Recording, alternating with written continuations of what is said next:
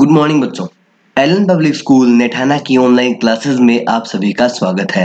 आज हम बात करेंगे क्लास 8 के चैप्टर नंबर 4 की, जिसका नाम है मटेरियल्स यानी कि सामग्री, मेटल्स एंड नॉन मेटल्स यानी कि कौन सी जो मटेरियल्स है, कौन सी जो पदार्थ है वो मेटल्स होते हैं और कौन से जो पदार्थ है वो नॉन मेटल्स होते हैं। तो आइए बिना किसी देरी की हम चैप्टर को शुरू करते हैं। सबसे पहले हम पढ़ते हैं व्हाट विल यू लर्न कि इस चैप्टर में आप क्या क्या पढ़ेंगे। यू विल लर्न अबाउट, आप इस चैप्टर में किस किस के बारे में पढ़ेंगे।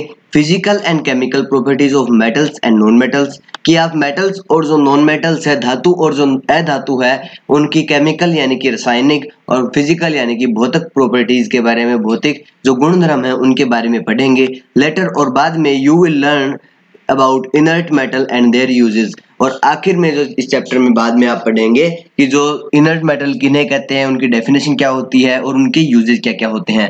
सबसे पहले हम पढ़ते हैं introduction.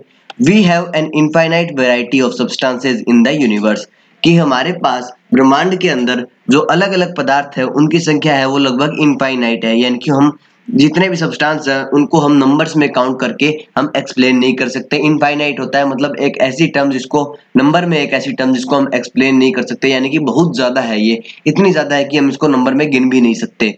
The number of elements forming these substances is limited, कि ऐसे एलिमेंट्स, ऐसे तत्व जिनसे ये तत्व जो सब्सटेंस है, जो पदार्थ है, जो इनफाइनाइट पदार्थ है वो मिलते हैं, जो बनते हैं उनसे, कि वो जो एलिमेंट्स है वो लिमिटेड होते हैं बच्चों, बहुत ही ज्यादा सीमित होते हैं। There are now more than 92 natural occurring elements that have been found, और यहाँ तक कि अभी तक जितने मिले हैं वो लगभग 92 या उनसे थोड़े से ज्यादा है। 92 से 100 के आसपास के जो नेचुरल एलिमेंट है, जो नेचर में मिलते हैं, ऐसे तत्व हमें मिले हैं, यानी कि 92 ही एलिमेंट ऐसे मिले हैं जो नेचुरली हमें हमारे द्वारा खोजे गए हैं, साइंटिस्ट द्वारा उनकी डिस्कवरी की गई है। An important classification of element is in terms of metal and non-metal, कि जो हमारे तत्व है, जो एलिमेंट्स है, उनका एक बहुत ही महत्वपूर्ण क्लासिफिकेशन, एक बहुत ही महत्वपूर्ण वर्गीकरण किया जाता है बच्चों मेटल्स और नॉन मेटल्स के रूप में। मेटल्स यानी कि धातु और नॉन मेटल्स यानी कि अधातु। Most of the elements are metals, कि ये जो 92 या उनसे थोड़े बहुत अधिक जो एलिमेंट्स हमारे द्वारा ढूंढे गए हैं, खोजे गए हैं, उनमें से ज्यादातर एलिमेंट्स जो है, जो ज्यादातर तत्व है वो मेटल्स होते हैं। A few among them are such metals which possess the characteristic of both metals and non-metals, कि इन जितने भी एलिमेंट्स हैं उनमें से कुछ ऐसे हैं जो मेटल्स और नॉन मेटल्स दोनों की कैरेक्टरिस्टिक, दोनों की प्रॉपर्टीज, दोनों की क्वालिटीज को शो करते हैं, दोनों के गुणधर्म को शो करते हैं। Less than 20 of them are non metals, और 92 में से जितने भी मतलब मेटल्स हैं उनके अलावा जो नॉन मेटल्स बच जाते हैं बच्चों, वो उनकी संख्या 20 से भी कम है, यानी कि जितने भी एलिमेंट्स हैं उनमें से नॉन मेटल्स 20 है या 20 से भी लगभग कम ही है। You have might seen, you might have seen many of the metals in your daily life, कि शायद आपने अपनी जो डेली लाइफ है, जो रोजमर्रा की जो जिंदगी है आपकी, उसमें अलग अलग बहुत सारे मेटल्स है वो आपने देखे होंगे। सच है, जैसे कि आयरन यानी कि लोहा देखा होगा, गोल्ड यानी कि हमारा सोना देखा होगा, सिल्वर यानी कि चांदी देखी होगी, एल्यूमिनियम और कॉपर यानी कि तांबा देखा होगा। तो ऐसे अलग अलग जो मेटल्स है वो आपने अपनी डेली लाइफ में देखे होंगे। See the observation given in the table, कि नीचे जो मतलब आपको अलग अलग ऑब्जेक्ट मटेरियल्स दिए हुए हैं टेबल के अंदर, उनको आप अच्छे से पढ़िए, उनके बारे में देखिए कि वो क्या क्या है। And trying to distinguish between metal and non metal, और उनमें से पता लगाने की कोशिश कीजिए कि कौन से मेटल है और कौन से नॉन मेटल है। तो टेबल 4.1 क्या कह रही है, appearance and hardness of metal, कि आपको बताना है कि यहाँ पे जो मटेरियल्स जो यहाँ पे शो किए गए हैं, यहाँ पे 5-6 मटेरियल जो है, उनमें से आपको ये बताना है कि किसकी जो अपीयरेंस है वो चमकदार यानी कि शाइनी है या फिर नहीं है, कौन से है वो हार्ड है या नहीं या फिर सॉफ्ट है, और कौन से है वो मेटल है या नॉन मेटल है। एक दो मैं आपको बता देता हूँ, जैसे कि गोल्ड हो गया, तो गोल्ड आपको पता है बच्चों, इनकी जो शाइनी होता है, अपीयरेंस दिखने में वो चमकदार होता है, हार्ड भी होता है, और मेटल जो होता है ये नॉन मेटल नहीं होता, कि गोल्ड है वो गुड कंडक्टर होता है इलेक्ट्रिसिटी का, जो कि हम आगे भी पढ़ेंगे इसके बारे में भी। और वुडन चेयर के बारे में बता देता हूँ कि वुडन चेयर है वो दिखने में डल होती है, उसमें कोई चमक नहीं होती, दिखने में चमक नहीं होती, इसको छूने पे पता चलता है कि ये हार्ड होती है, बहुत ज्यादा हार्ड होती है, इसको हम इजीली तोड़ भी नहीं सकते हाथों की मदद से। और ये है वो नॉन मेटल होती है। तो our daily life revolves around metal, कि हमारी जो डेली लाइफ है, हमारी जो रोजमर्रा की जिंदगी है, हमारी जो डेली की जो जिंदगी है वो लगभग मेटल्स के चारों ओर घूमती रहती है, यानी कि हमें मेटल्स की आवश्यकता पड़ती रहती है। It is necessary to learn more about the properties of metal and non metal, और इसी कारण से ये आवश्यक हो गया है, ये जरूरी हो गया है कि हम मेटल्स और नॉन मेटल्स के बारे में पढ़ें, उनकी प्रॉपर्टीज क्या क्या है, उनके अंदर डिफरेंस क्या क्या है, उन सभी की चीजों के बारे में जानें। तो आइए नेक्स्ट पेज पे चलते हैं। Metal can be distinguished from non metal on the basis of their physical and chemical properties, यानी कि मेटल्स को हम नॉन मेटल से किस तरह से अलग अलग मतलब पता लगा सकते हैं कि कौन से है वो मेटल्स है, कौन से है वो नॉन मेटल्स है। इसको पता लगाने के लिए हमें मेटल्स और नॉन मेटल्स की बेसिक जो है, इनका जो आधार है उनको अलग अलग करने का, वो है उनकी फिजिकल और केमिकल प्रॉपर्टीज, यानी कि उनकी भौतिक और रासायनिक गुणधर्म। जब तक हमें पता नहीं होगा कि जो मटेरियल है उसके मेटल है या नॉन मेटल है, तो हम उसके बारे में ज्यादा जान नहीं पाएंगे। हमें मटेरियल्स के बारे में जानने के लिए सबसे पहले उनकी जो जरूरत है वो पता चलना चाहिए कि वो मेटल्स है या नॉन मेटल्स है, और उनको जानने के लिए हमें मेटल्स और नॉन मेटल्स की भौतिक और रासायनिक जो प्रॉपर्टीज होती है, उनके जो गुणधर्म होते हैं, उनके बारे में पता होना चाहिए। You have already know that lustre and hardness are the physical properties of metals, कि आप अच्छे से पहले से ये बात जानते हैं कि जो मेटल्स होती है उनकी फिजिकल प्रॉपर्टीज होती है, उनके लस्टर यानी कि उनकी चमक किस तरह का होता है, कि वो चमकदार होते हैं या फिर नहीं होते हैं, और हार्डनेस यानी कि जो उनका कठोरपन है वो होता है या नहीं होता है, मेटल्स की फिजिकल प्रॉपर्टी के बारे में। और पिछली क्लास में आपने पढ़ा था कि जो मेटल्स होते हैं वो चमकीले होते हैं यानी कि लश्चरस होते हैं, और हार्ड यानी कि बिल्कुल कठोर होते हैं। We will discuss these properties in detail in this chapter, और हम इस चैप्टर में इन्हीं प्रॉपर्टीज को और अच्छे से विस्तार रूप से हम इस चैप्टर में आगे पढ़ेंगे। मोर अबाउट एलिमेंट्स, आइए एलिमेंट्स यानी कि तत्वों के बारे में थोड़ा और जाने। You have learnt about chemical changes and chemical reaction in class 7, कि आपने 7वीं क्लास में, पिछली क्लास में आपने केमिकल चेंजेस और केमिकल रिएक्शंस के बारे में पढ़ा था, यानी कि जो रासायनिक चेंज होते हैं, जो परिवर्तन होते हैं उनके बारे में, और रासायनिक जो रिएक्शन होती है उनके बारे में पढ़ा था। ड्यूरिंग केमिकल रिएक्शन के दौरान the substances undergo a chemical change to form a new substance, कि जो केमिकल रिएक्शन होती है उनके अंदर जो सब्सटेंस होते हैं, जो पदार्थ जो होते हैं, उनके अंदर एक केमिकल चेंज आता है एक नए पदार्थ को बनाने के लिए, एक नए सब्सटेंस को फॉर्म करने के लिए। However there are certain substances that can not be broken down into new substances by heating और cooling by electrolysis by chemical reaction, कि इसी प्रकार कई सब्सटेंस ऐसे होते हैं, कई निश्चित पदार्थ ऐसे होते हैं जिनको हम तोड़कर नए सब्सटेंस में परिवर्तित नहीं कर सकते। गर्म करके, ठंडा करके या इलेक्ट्रोलिसिस किसी भी प्रोसेस से अगर हम उनकी केमिकल रिएक्शन कराएं, उनको हम तोड़ नहीं सकते, उनसे हम नया है जो नए जो पदार्थ है वो नहीं बना सकते। सच सब्सटेंस आर कॉल्ड एलिमेंट, और इन्हीं सब्सटेंस जो केमिकल रिएक्शन द्वारा तोड़े ना जा सके उनको हम बोलेंगे एलिमेंट यानी कि तत्व। So we can define an element, कि हम एलिमेंट को किस तरह से डिफाइन कर सकते हैं। A substance that can not be broken into two और more different substances by physical means और केमिकल मींस और electrolysis is called an element, कि एलिमेंट को हम किस तरह से डिफाइन करेंगे कि जो एलिमेंट एक ऐसा सब्सटेंस होगा, तत्व एक ऐसा पदार्थ होगा, एक ऐसा सब्सटेंस होगा जिसको हम केमिकल प्रोसेस से या फिजिकल प्रोसेस से या फिर इलेक्ट्रोलिसिस से, किसी भी प्रोसेस से हम उसको दो या दो से अधिक सब्सटेंसेस में नहीं तोड़ सकें। यानी कि ऐसा होगा अगर हम कोई भी उससे फिजिकल प्रोसेस करा दे उसकी, या फिर किसी के साथ रिएक्शन करा दे, किसी के साथ इलेक्ट्रोलिसिस करा दे, वो टूटेगा नहीं। अगर ऐसा है तो वो एक एलिमेंट कहलाएगा। फॉर एग्जांपल, जैसे कि iron can not be converted into two और more different substances by physical chemical means and hence it is an element, कि जैसे कि जो आयरन है उसको हम दो या दो से अधिक एलिमेंट्स में, अलग अलग सब्सटेंसेस में नहीं बदल सकते, उसको कन्वर्ट नहीं कर सकते बाय केमिकल और फिजिकल मींस, केमिकल मींस के द्वारा, केमिकल प्रोसेस द्वारा या फिर फिजिकल प्रोसेस द्वारा हम आयरन को है वो दो या दो से अधिक अलग अलग सब्सटेंसेस में नहीं बदल सकते, इसलिए जो आयरन है उसको हम एलिमेंट बोलेंगे। सिमिलरली इसी प्रकार carbon, lead, gold etcetera are some other element, और इसी प्रकार जो कार्बन हो गया, लीड हो गया, गोल्ड हो गया, सोना हो गया, ये सारे अलग अलग जो है वो एलिमेंट है, अलग अलग तत्व है। There are 115 elements discovered so far, अभी तक हमारे साइंटिस्ट द्वारा 115 एलिमेंट है उनकी खोज की जा चुकी है। Amongst these element 92 element are naturally occurring and 23 are man-made element। कि इन जो 115 एलिमेंट्स है उनमें से सिर्फ 92 एलिमेंट्स ऐसे हैं जो हमें नेचर द्वारा मिले हैं, नेचुरली हमें किसी खान में, जमीन के नीचे या फिर अलग अलग जगहों से मिले हैं। और बचे हुए जो 23 एलिमेंट है वो ह्यूमन द्वारा बनाए गए हैं लेबोरेटरी में प्रोसेस के द्वारा। The element are divided into 3 broad classes, matter, metals, non metals and metalloid. कि जो मेटल्स जो होते हैं, जो एलिमेंट्स जो होते हैं उनको हम मोटे तौर पे अगर देखें हम तो वो 3 भागों में डिवाइडेड हो सकते हैं, उनको 3 भागों में विभाजित किया जा सकता है। जो है पहला है मेटल्स के रूप में, दूसरा है नॉन मेटल्स के रूप में और तीसरा है मेटलॉइड के रूप में। There are 18 non metals, 7 metalloid and 90 metals. की जो ह्यूमन ने जिसकी खोज की है, जितने भी मेटल्स नॉन मेटल्स की खोज की है उनमें सिर्फ जो 115 एलिमेंट्स जो है उनमें से 90 तो है वो है मेटल्स है बच्चों, 18 है वो नॉन मेटल्स है और 7 है वो मेटलॉइड है।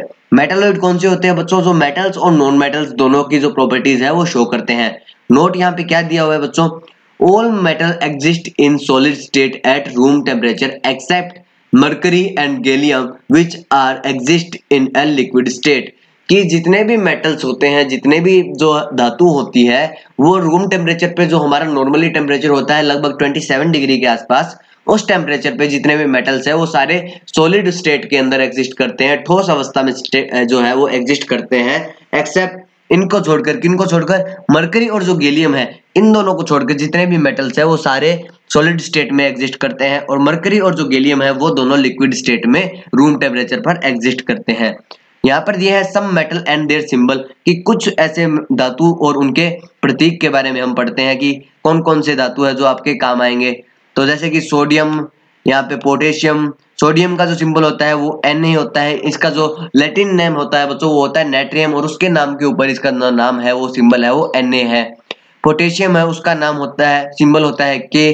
मैग्नीशियम का होता है Mg, कैल्शियम का होता है Ca, क्रोमियम का होता है Cr, मैग्नीज का होता है Mn, आयरन का होता है Fe। इसका जो लैटिन नेम होता है बच्चों उसके ऊपर बेस्ड है, लैटिन नेम इसका होता है फेरिस। फेरिस के नाम पे इसका जो सिंबल है वो Fe होता है। कोबाल्ट का हो गया Co, निकल का हो गया Ni, COPER, कॉपर का हो गया Cu। इसका जो होता है, जो लैटिन नेम होता है वो Cu से स्टार्ट होता है, इसलिए इसका जो सिंबल है वो Cu है। जिंक का होता है Zn, एल्यूमिनियम का होता है Al, गैलियम का होता है Ga, सिल्वर का होता है Ag, गोल्ड का होता है Au। इसका जो सिल्वर है उसका जो लैटिन नेम है वो होता है अर्जेंटिनम और इसका होता है ऑस्ट्रियम। इसके कारण इसका जो नाम है वो Ag और Au होता है। प्लेटिनियम का सिंबल होता है Pt, मरकरी का होता है Hg, टिन का होता है Sn, लेड का होता है Pb और यूरेनियम का होता है U। तो ये कुछ इंपॉर्टेंट मेटल्स थे और उनके सिंबल थे जो आपको याद रखने हैं। अब हम चलते हैं नेक्स्ट पेज पे। यहाँ पे some non metals and their symbols, physical state. और आपको यहाँ पे जो टेबल 4.3 है उसमें कुछ नॉन मेटल्स के बारे में बताया गया है, उनके प्रतीक यानी कि उनके सिंबल्स के बारे में बताया गया है और उनकी फिजिकल स्टेट यानी कि वो नॉर्मली किस स्टेट में एग्जिस्ट करते हैं, सॉलिड, लिक्विड या गैस, किस स्टेट में वो ज्यादातर पाए जाते हैं उनके बारे में बताया गया है। सबसे पहला है हाइड्रोजन। हाइड्रोजन है वो, इसका सिंबल होता है H और ये गैसियस स्टेट में एग्जिस्ट करता है। दूसरा है नाइट्रोजन जिसका सिंबल है N, ये भी गैसियस स्टेट में होता है। तीसरा है ऑक्सीजन, इसका सिंबल है O, ये भी गैसीय अवस्था में पाया जाता है। चौथा है फ्लोरीन, इसका सिंबल होता है F, ये भी गैसीय स्टेट में पाया जाता है। पांचवा है क्लोरीन जिसका सिंबल होता है Cl, ये भी है वो गैसीय स्टेट में पाया जाता है। छठा है हीलियम जिसका सिंबल होता है He, ये भी गैसीय स्टेट में पाया जाता है। सातवां है नियोन जिसका सिंबल है Ne, ये भी गैसीय स्टेट में पाया जाता है। आठवां है आर्गन जिसका सिंबल होता है Ar, ये भी गैसीय स्टेट में पाया जाता है। नौवां है क्रिप्टन जिसका सिंबल होता है Kr और ये भी है वो गैसीय स्टेट में पाया जाता है। 10वां है जिनोन जिसको हम यहाँ पर Xe से शो करते हैं, इसका सिंबल Xe होता है और ये जो है वो भी गैसीय स्टेट में पाया जाता है। 11वां है रेडोन, इसका सिंबल होता है Rn और इसको भी हम गैसीय स्टेट में ही देखते हैं। और 12वां है ब्रोमीन। ब्रोमीन जो है वो ज्यादातर, इसका सिंबल होता है Br और ये ज्यादातर लिक्विड स्टेट में एग्जिस्ट करता है। 13वां है कार्बन जिसका सिंबल होता है C और ये सॉलिड स्टेट में एग्जिस्ट करता है। 14वां है यहाँ पर सल्फर जिसका सिंबल होता है S और ये भी सॉलिड स्टेट में एग्जिस्ट करता है। 15वां है बच्चों फास्फोरस जिसका सिंबल होता है P और ये भी है वो सॉलिड स्टेट में एग्जिस्ट करता है। 16वां है सेलेनियम, सेलेनियम का सिंबल होता है Se और ये भी है वो सॉलिड स्टेट में एग्जिस्ट करता है। 17वां है आयोडीन, आयोडीन का सिंबल होता है I और ये भी सॉलिड स्टेट में एग्जिस्ट करता है। और 18वां और आखिरी जो नॉन मेटल है वो है एस्टेटाइन जिसका सिंबल होता है At और वो भी है वो सॉलिड स्टेट में ही एग्जिस्ट करता है। अब आता है फिजिकल प्रॉपर्टीज ऑफ मेटल यानी कि मेटल्स के भौतिक जो गुणधर्म है वो कौन कौन से होते हैं। You might have seen working of a gold Smith और अ ब्लैक स्मिथ कि आपने शायद तक जब भी ज्यादातर बच्चे हैं उन्होंने सुनार को और लोहार को काम करते हुए देखा होगा। Have you ever noticed they first heat the metal to red hot before they beating them to into the desired shape कि आपने नोटिस किया होगा, आपने ध्यान दिया होगा कि वो सबसे पहले जो मेटल है, जो धातु है, उसको जोर जोर से पीट कर या फिर किसी अन्य तरीके से उसको पहले गर्म करते हैं, उसको लाल बना देते हैं गर्म कर करके उसका जो कवरिंग है वो बिल्कुल लाल हो जाती है और उसके बाद में ही है उसको अलग अलग जो शेप है उसके अंदर बदलते हैं।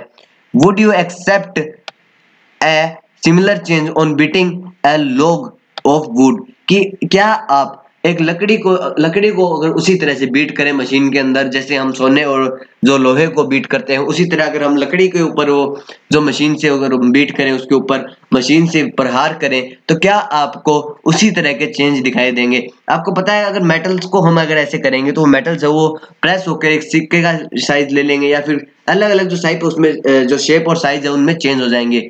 लेकिन जो नॉन मेटल्स जो होंगे या फिर जैसे कि वुड हो गया, जो लकड़ी होगी, उस पे अगर हम बीट करेंगे तो उस समय क्या होगा बच्चों की लकड़ी है वो टूट के चूरा हो जाएगी, उसके हम दूसरी कोई अलग शेप नहीं दे सकते।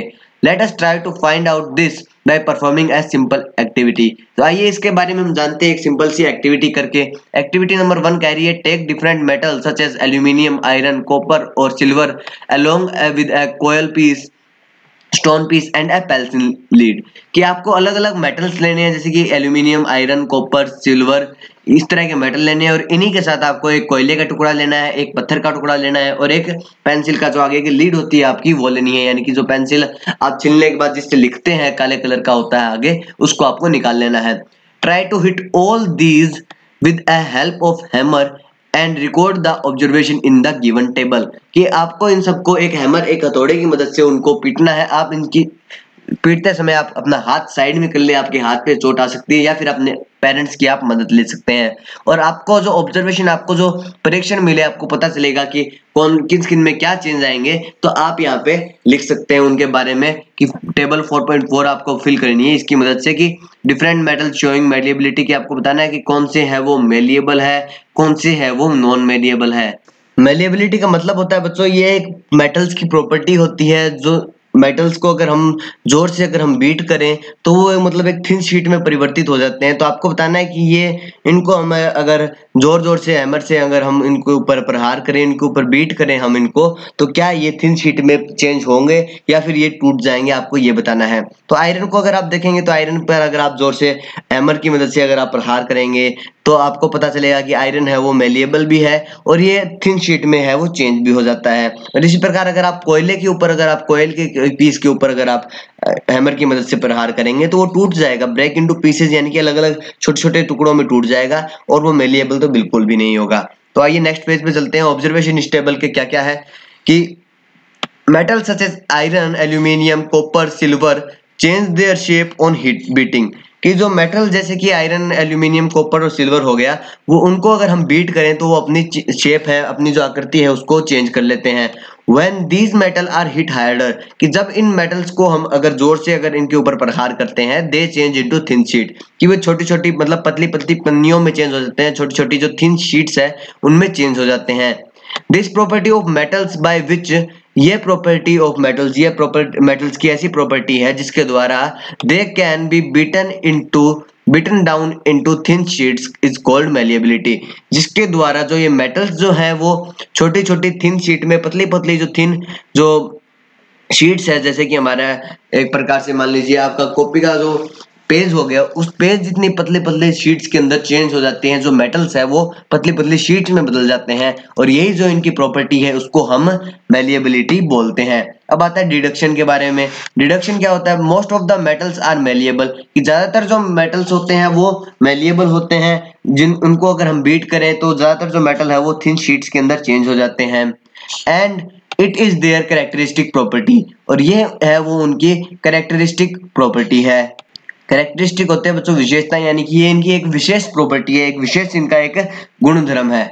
अब आता है पहली प्रॉपर्टी इनकी क्या है जो मेन है आपके लिए, कि metals are good conductor of heat, कि जो मेटल्स जो होते हैं वो इलेक्ट्रिसिटी के और हीट के बहुत ही अच्छे कंडक्टर होते हैं, सुचालक होते हैं, वो हीट को अपने थ्रू पास होने के लिए अलो कर देते हैं।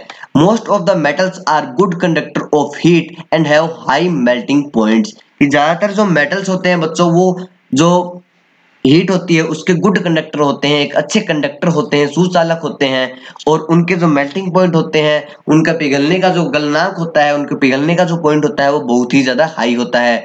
Silver and copper are the best conductor of heat, कि सिल्वर और कॉपर है वो हीट के सबसे बेस्ट कंडक्टर है, सबसे ज्यादा मतलब सबसे ज्यादा अच्छे जो कंडक्टर होते हैं, जो मतलब अचानक से अपने मतलब गर्म हो जाते हैं, उनको अगर हम थोड़ा सा भी गर्म करेंगे तो वो गर्म हो जाएंगे लेकिन पिघलेंगे नहीं। ये एक बहुत ही अच्छे कंडक्टर है हीट के। While lead and mercury comparatively poor conductor of heat, और जो लेड और जो मरकरी है ये दोनों ही मेटल्स हैं, लेकिन ये हीट के बहुत ही पुअर कंडक्टर है, बहुत ही खराब कंडक्टर है। Now you understand why the base of utensil is coated with copper, कि आप बताइए कि जो आप समझ गए होंगे कि जो यूटेंसिल्स जो है, यूटेंसिल यानी कि जो बर्तन हो गए हमारे जिनमें हम खाना पकाते हैं, उनका जो बेस होता है, उनका जो निचला हिस्सा जो होता है वो कॉपर से क्यों उनको कोट किया जाता है, उसको ढका जाता है। तो कारण आप समझ गए होंगे, नहीं समझे हैं तो मैं आपको बता देता हूँ कि जो सिल्वर और कॉपर होते हैं वो बेस्ट कंडक्टर ऑफ हीट होते हैं, यानी कि बहुत जल्दी गर्म होते हैं। इसलिए जो हमारे जो यूटेंसिल है, जो बर्तन है, उनके नीचे का जो हिस्सा है वो कॉपर से बना हुआ होता है। जैसे ही हम गैस ऑन करते हैं कॉपर जल्दी से गर्म हो जाता है, और जिस चीज को हम गर्म करना चाहते हैं इसके अंदर वो चीज भी जल्दी ही गर्म हो जाती है। अब हम पढ़ते हैं metals are good conductors of electricity, कि जो मेटल्स जो होते हैं वो इलेक्ट्रिसिटी के बहुत ही अच्छे कंडक्टर होते हैं, बहुत ही अच्छे कंडक्टर्स यानी कि सुचालक होते हैं। Most of the metals are good conductor of electricity, कि ज्यादातर जो मेटल्स है, ज्यादातर जितने भी मेटल्स है वो इलेक्ट्रिसिटी के एक अच्छे चालक है, एक गुड कंडक्टर्स है। However bismuth is the bad conductor of electricity, लेकिन जो बिस्मथ है, बिस्मथ एक मेटल है जो इलेक्ट्रिसिटी का एक बैड कंडक्टर है, एक बुरा चालक है। While silver and gold are the best conductor of electricity, जबकि सिल्वर और जो गोल्ड है, सोना और चांदी है, वो इलेक्ट्रिसिटी के सबसे बेस्ट कंडक्टर्स है। Being expensive and more ductile, gold and silver are not used for making wire, क्योंकि जो सिल्वर और गोल्ड होते हैं वो बहुत ही ज्यादा महंगे होते हैं बच्चों, बहुत ही ज्यादा मतलब एक्सपेंसिव होते हैं, उनको अगर इसीलिए हम उनको वायर में चेंज नहीं कर पाते, क्योंकि अगर हम सोने चांदी के लगाने लगे तो हमारे जो पृथ्वी पे जितना भी पैसा है वो भी खत्म हो सकता है। However, they are used for making contact point in switches and in electric circuits, इसलिए जो सिल्वर और गोल्ड है उनका उपयोग सिर्फ सर्किट्स के अंदर एक छोटा सा मतलब कॉन्टैक्ट पॉइंट बनाने के लिए, थोड़ा सा किसी चीज को अगर जोड़ना हो, छोटा सा पॉइंट बनाना हो, तो वहां पे हम सिल्वर और गोल्ड का इस्तेमाल करते हैं। Copper wire are used for carrying electric current, और कॉपर के जो तार होते हैं, तांबे के जो तार होते हैं, वो ज्यादातर करंट को कैरी करने के लिए काम में लिए जाते हैं, क्योंकि कॉपर सस्ता भी होता है और एक इलेक्ट्रिसिटी का एक बहुत ही अच्छा कंडक्टर भी होता है। तीसरी प्रॉपर्टी है मेटल आर मेलिएबल, की जो मेटल्स होते हैं वो मेलिएबल होते हैं। Metals can be beaten into thin sheets, for example gold and silver are highly malleable metals as they can be hammered into very thin foils, कि metals जो है उनको अगर हम बीट करें, अगर हम उनको उनके ऊपर प्रहार करें तो वो छोटे छोटे पतली पतली शीट्स के अंदर चेंज हो जाएंगे। जैसे कि गोल्ड और सिल्वर है, उनकी जो मेलिएबिलिटी है वो सबसे हाई होती है, और अगर हम उनके ऊपर किसी हैमर से, हथौड़े से या किसी मशीन द्वारा प्रहार करते हैं तो वो पतले पतले फॉइल्स के अंदर चेंज हो जाते हैं। जैसे कि एल्यूमिनियम हो गया, तो एल्यूमिनियम का अगर आप सिल्वर पेपर आप यूज करते हैं अपना टिफिन के अंदर जो खाना है उसको पैक करने के लिए, तो वो एक मेटल होता है, लेकिन उसको प्रहार कर करके उसको मशीन के अंदर उसको इतना प्रेस किया जाता है कि वो बिल्कुल पतली फॉइल के अंदर चेंज हो जाता है। मेटल्स आर डक्टाइल, कि जो मेटल्स होते हैं वो डक्टाइल होते हैं। डक्टाइल का क्या मीनिंग होता है बच्चों, मैं आपको बताता हूं कि डक्टाइल का मीनिंग होता है सॉफ्ट यानी कि कोमल, डक्टाइल्स का मीनिंग हो गया नमी होगी जिसमें, यानी कि बिल्कुल कोमल हो गया, या फिर जैसे खींच सके हम उनको थोड़ा सा अच्छे से, मतलब जैसे कि हमारा एग्जांपल यहाँ पे दिया हुआ कि मेटल्स आर जनरली डक्टाइल, की मेटल्स होते हैं वो डक्टाइल होते हैं ज्यादातर, as they can be drawn into thin wire, और हम उनको पतले पतले वायर्स में चेंज कर सकते हैं। वो कोमल, मतलब कोमल का मीनिंग यहाँ पे ये हो गया बच्चों की, अगर हम देखते हैं कि वायर अगर हम उनको बदल देते हैं, मेटल्स को बदलने के बाद में जो वायर हम उनकी इजीली हम मोड़ सकते हैं, इजीली उनकी शेप है वो चेंज कर सकते हैं। एक्सेप्शंस आर, इनके जो एक्सेप्शन है, इनके जो अपवाद है कि जो मेटल्स डक्टाइल नहीं होते, वो कौन कौन से मेटल है जो डक्टाइल नहीं होते, वो है sodium, potassium, mercury, gallium, arsenic, antimony and bismuth etcetera. ये इतने जो मेटल्स मैंने आपको बताए, ये सारे जो मेटल्स हैं वो डक्टाइल नहीं होते। दे आर नॉन डक्टाइल, ये सारे हैं वो नॉन डक्टाइल होते हैं। दस the property of metals by which they can be drawn into thin wire is called its ductility, कि मेटल्स की एक ऐसा गुणधर्म, एक ऐसी प्रॉपर्टी जिसके द्वारा वो छोटे छोटे पतले पतले वायर्स में, पतले पतले तारों में बदले जा सके, उस प्रॉपर्टी को हम बोलते हैं ductility. The gold and silver and tungsten are highly ductile metal, gold, silver और जो टंगस्टन है वो हाईली डक्टाइल मेटल है, यानी कि सबसे ज्यादा डक्टाइल होते हैं। One can draw a wire of about 2 kilometre length of gold, कि अगर हम चाहें, अगर गोल्ड को अगर हम छोटे छोटे वायर्स, पतले पतले वायर्स में चेंज करना चाहें, तो हम एक गोल्ड से जो है 2 किलोमीटर लंबा वायर भी हम बना सकते हैं। 2 किलोमीटर लंबा जो वायर है उसको भी हम इसमें गोल्ड से है उसको चेंज कर सकते हैं। मेटल्स आर सोनोरस, सोनोरस यानी कि वो अगर हम किसी चीज को छूते हैं या किसी चीज से टच करते हैं, मेटल को हिट करते हैं, तो वो साउंड प्रोड्यूस करते हैं। Metal produces sound when hit by an object, यदि हम मेटल्स को किसी ऑब्जेक्ट द्वारा छुए या फिर किसी ऑब्जेक्ट द्वारा थोड़ा सा हिट करें उसको, अगर हम उसके ऊपर टकराव कराएं किसी चीज का, तो मेटल्स है वो अलग अलग तरह की साउंड प्रोड्यूस करते हैं। जैसे कि अभी थोड़े दिन पहले मोदी जी ने कहा था थाली बजाने के लिए, तो थाली जो बनी हुई होती है वो मेटल की होती है, और अगर हम उस पर थोड़ा सा हिट करेंगे तो अलग तरीके की एक आवाज बनाएगी। Such that they are sonorous, और ये जो है वो इसलिए जो मेटल्स है वो सोनरस होते हैं। It is due to this reason that things made of metals produce a ringing sound when struck on a hard surface. ये इसलिए होता है क्योंकि जिस चीजों से जो मेटल बनते हैं, जो मेटल जिन चीजों से, चीजों के द्वारा इनका निर्माण किया जाता है, जब इनको हम किसी चीज द्वारा स्ट्रक करते हैं, किसी चीज द्वारा टकराते हैं, किसी हार्ड चीज द्वारा टकराते हैं, तो ये अलग तरह की एक रिंगिंग टाइप की एक साउंड प्रोड्यूस करते हैं, एक साउंड का जो है वो निर्माण करते हैं। For this reason the metals they are used in bell and in जो बेल्स एंड म्यूजिकल इंस्ट्रूमेंट, और इसी कारण जो मेटल्स जो है उनको हम बेल्स यानी कि घर के बाहर जो घंटियां होती है उनके अंदर लगाते हैं, और म्यूजिकल इंस्ट्रूमेंट जैसे कि पियानो हो गया, गिटार हो गया, उन सब के अंदर भी हम मेटल का है वो उपयोग करते हैं। हम चलते हैं नेक्स्ट पेज पे, हम पढ़ेंगे इसकी 6th प्रॉपर्टी के बारे में, जो है मेटल्स आर लस्ट्रस, यानी कि मेटल्स है वो चमकीले होते हैं। Freshly cut metals have bright metallic lustre, कि ऐसे जो मेटल जिनको हम ताजा ताजा अगर काट के या फिर कहीं से उनको चेंज करके लाते हैं, तो उनका जो लस्टर होता है उनको हम देखते हैं तो वो एकदम चमकीले दिखाई देते हैं। Such that metallic surface reflect the light brightly and they take polish easily, इसी कारण जो मेटल्स के जो सरफेस होते हैं वो लाइट जो उनके ऊपर पड़ती है, जो रोशनी उनके ऊपर पड़ती है, उसको वो रिफ्लेक्ट कर देते हैं, परावर्तित कर देते हैं। मतलब रिफ्लेक्शन एक ऐसी प्रोसेस होती है जैसे मतलब हमारे कोई शीशा होता है जिसमें हम हमारा चेहरा देखते हैं, उसके ऊपर लाइट गिरती है तो वो रिफ्लेक्ट होकर दूसरी साइड इसीलिए जाती है बच्चों, क्योंकि उसका जो सरफेस है वो इस तरह से बना हुआ होता है। और इसी प्रकार जो मेटल्स है उनका सरफेस भी इसी तरह से बना होता है कि अगर कोई लाइट इसके ऊपर आए तो वो रिफ्लेक्ट इजीली कर जाएगी। And they take polish easily, और मेटल्स है उनको हम इजीली पॉलिश कर सकते हैं। Metals are usually hard, next property है कि मेटल्स जो है वो ज्यादातर हार्ड होते हैं, कठोर होते हैं। Metal can not be cut easily, जो मेटल्स है उनको हम आसानी से काट नहीं सकते। But sodium and potassium are soft and enough to be cut with an knife, लेकिन इनके भी अपवाद है कि सोडियम और जो पोटेशियम है वो सॉफ्ट मेटल होते हैं, और यहाँ तक कि हम उनको सिर्फ एक चाकू की मदद से भी हम सोडियम और पोटेशियम को काट सकते हैं। Even calcium, lead, magnesium, gold are not very hard, और इसी प्रकार जो कैल्शियम हो गया हमारा, मैग्नीशियम हो गया, लीड हो गया, और जो हमारा गोल्ड है वो भी बहुत ज्यादा हार्ड नहीं होते, हार्ड तो है लेकिन बहुत ज्यादा हार्ड नहीं होते। Even mercury is a liquid metal, और मरकरी है उसको भी हम नहीं काट सकते क्योंकि मरकरी है वो एक लिक्विड मेटल है। Metals have high melting point. आठवीं प्रॉपर्टी है कि मेटल्स है उनका मेल्टिंग पॉइंट हाई होता है, यानी कि वो पिघलते बहुत ही अधिक ताप पर है, बहुत ही ज्यादा ताप पर है। The point of temperature on which any substance start melting from solid state to liquid state is called the melting point of that substance।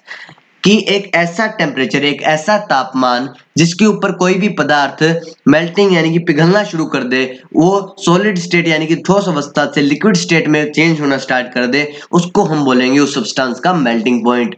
Metals have high melting point because of their hardness. क्योंकि metals है वो बहुत ज्यादा hard होते हैं, इसलिए उनका melting point है, जो गलनांक है, जो पिघलने का जो बिंदु है, जो पॉइंट है, वो भी बहुत ज्यादा हाई होता है। एग्जाम्पल आर, जैसे कि Fe यानी कि आयरन मेल्टिंग पॉइंट कितना होता है 1593 डिग्री सेल्सियस।